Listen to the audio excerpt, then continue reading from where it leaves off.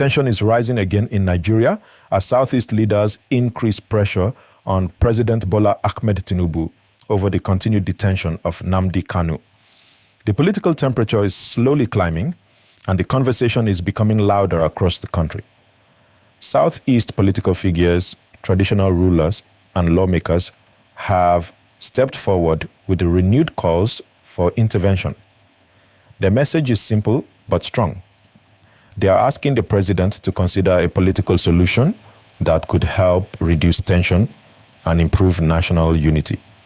Some are openly urging the use of constitutional powers such as presidential pardon or clemency.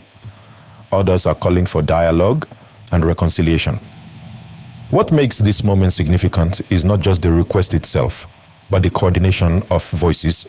So when traditional rulers speak at public events and lawmakers raise formal appeals, it shows that the issue is not fading.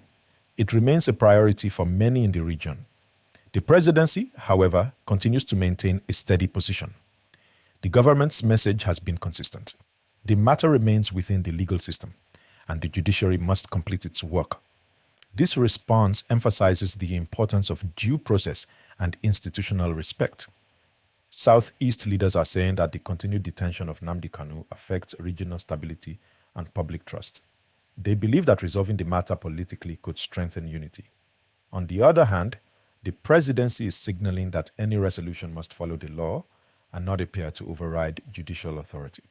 During recent public gatherings and summits, you see respected community figures directly addressed President Tinubu, urging him to bring the matter to closure. These appeals were made respectfully but firmly. Such moments attract national attention because they show that the issue is being raised at the highest levels. Lawmakers from the Southeast caucus have also publicly encouraged the president to explore constitutional pathways. They argue that a gesture of mercy or political engagement could calm tensions and open a new chapter. But from the presidency's angle, timing and structure matter. Decisions of this magnitude are not made casually. Legal advice, security briefings, and political implications must all be reviewed carefully. Nigeria's democracy is built on separation of powers. The judiciary interprets the law. The executive governs within constitutional limits. Yes, if the president steps in too early, critics may argue that the balance of power is weakened. This is part of the calculation. Public reaction remains divided. Supporters of Kanu see the pressure from Southeast leaders as a positive sign. They believe that sustained advocacy can influence the national conversation. Others believe that patience with the court process is the safest path. It is important to understand that pressure in politics does not always mean conflict. Sometimes it means negotiation. Sometimes it means dialogue. But it can also mean firm disagreement. The question many Nigerians are asking is this: will the president respond differently as pressure increases, or will he remain steady on his current position?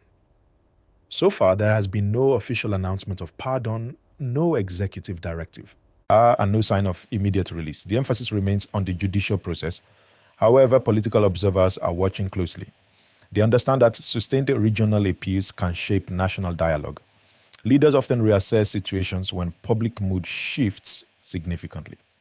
Another important angle is national unity. Southeast leaders often frame their appeals as efforts to promote healing and integration. They argue that addressing the matter politically could strengthen the bond between the region and the federal government. From the federal government's perspective, maintaining legal consistency also supports unity by reinforcing fairness and equality before the law. These are two different interpretations of what strengthens the nation. The coming weeks could be crucial. If legal proceedings continue without major change, its pressure may intensify.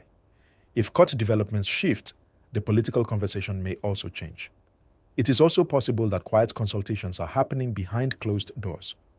In politics, not every discussion is public. But what we can confirm publicly is that the presidency has not announced any shift in position yet. This situation highlights the complexity of governance in a diverse nation. Leaders must balance legal order, regional sensitivity, public trust, and political strategy. There is rarely a simple solution. Southeast leaders appear determined to keep the conversation active. They are using formal channels, public speeches, and legislative advocacy to communicate their message. That persistence ensures the issue remains in national focus. The presidency, on the other hand, appears determined to project stability and institutional consistency. This approach may be designed to avoid sudden political shocks. At this point, the pressure is political and symbolic. The decision-making process remains constitutional and procedural. Let me restate clearly.